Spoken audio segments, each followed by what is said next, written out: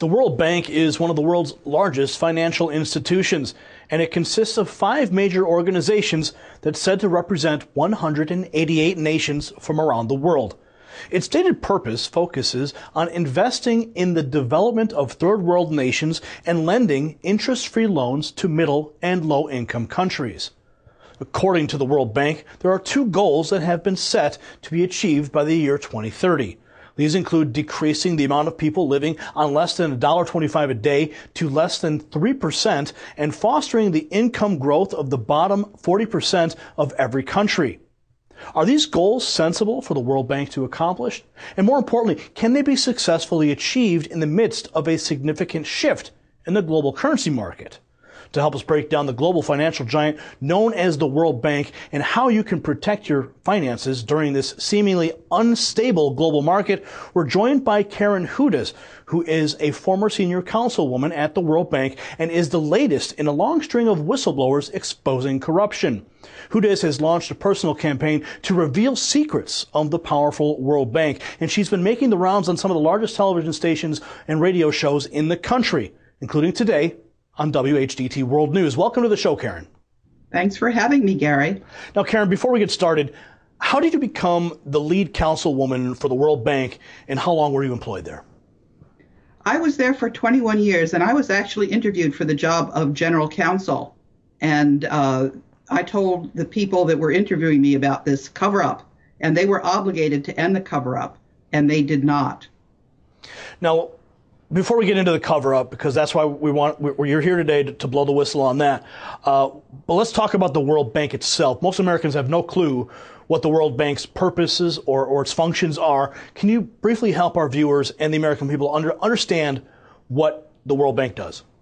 Yes, it's right in the dead center of the international financial system, and together with its sister organization, the International Monetary Fund, it monitors all of the money of the world, the currencies.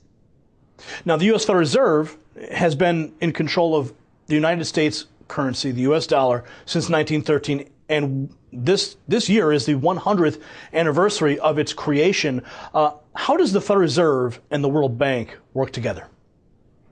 Well, the Federal Reserve the chairman of the Federal Reserve is on something called the National Advisory Council on International Monetary and Financial Policies. That's supposed to be the oversight agency. The Treasury Secretary chairs that group. The chairman of the SEC is on it.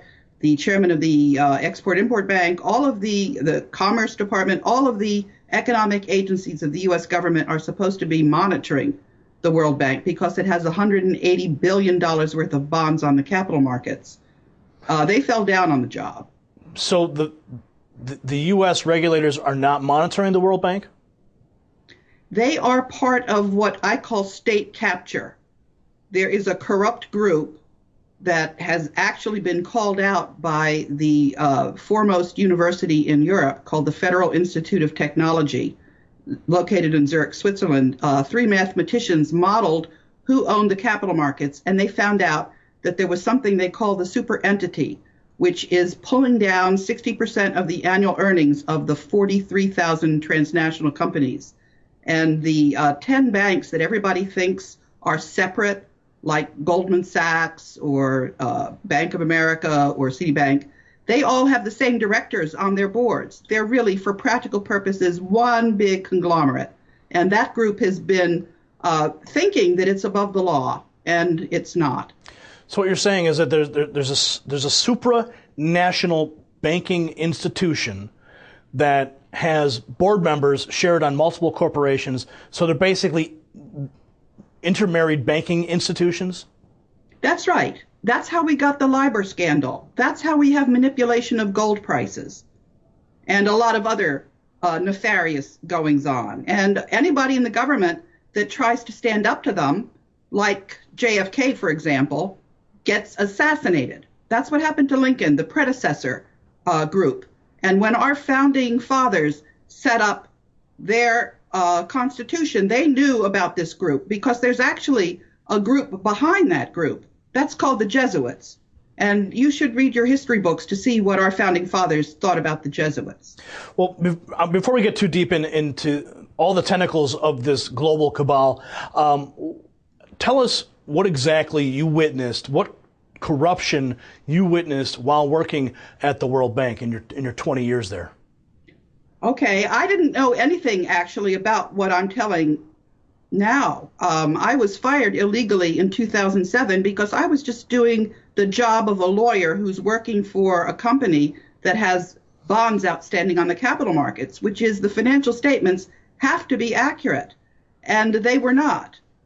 Anybody who reported poor accounting practices got fired without any recourse because the World Bank is an international organization and you cannot sue it in court unless you're a bondholder. So, now, what motivated you to step forward with this information? Well, I knew that that was my job, but even before I joined the World Bank, the man who had been the longest serving general counsel, Aaron Brockus, had warned me because he was there when Robert McNamara became the president of the World Bank in 1968. And he said if the president of the World Bank came from the Pentagon, there was no way that you were going to get the law enforced. And the lawyers inside the World Bank are the ones that have to enforce the law. So I knew we were headed into lawlessness. And the other thing that I knew was there was a very accurate model of the politics behind the World Bank. And I knew that if we didn't play by the rules, we were going to lose our leadership. There's something called the Gentleman's Agreement, which lasted for 66 years, from 1944 until 2010, that the U.S. could simply name the president of the World Bank. And so I warned the Secretary of the Treasury, Larry Summers, who lived just down the street from me, because our kids were going to the same elementary school. I warned him about this. I warned Chuck Hagel, who was then the senator of Nebraska, that we were going to lose our leadership because we were being crooked. And that's exactly what happened in 2010. And this model, once I got fired, warned me that if I didn't keep going and get things back on track, we were going to have a currency war with 90 to 95% likelihood. So I kept going. I teamed up with the World Bank whistleblowers. I teamed up with our allies, including Germany. When I went to Senator Lugar, I told him that the representative of the German government said that the board was treated like a mushroom, kept in the dark and covered with fertilizer. So when Germany asked for its 300,000 tons of gold back in January, and the Federal Reserve told Germany to take a hike for 7 years, that's an act of war. So I went back to the Department of Defense. I said, you know exactly where we're headed, and we better head this off. And I've been in touch with all of the governors on this. There's something called the Governor's Council, and Peter Verga is the Assistant Secretary of Defense. I've been working with those 10 governors. I live in Maryland, and my governor is Martin O'Malley. The co-chair of the Governor's Council is Terry Branstad, and I have been in touch with all 50 governors, and we've been working hard. I've been in touch with the county executives. My county executive, Ike Leggett, is the president pro tem of the Council of County Executives. Well, let me jump in here, because you're obviously speaking to some pretty high-profile individuals. How are they responding when you go with them with these warnings?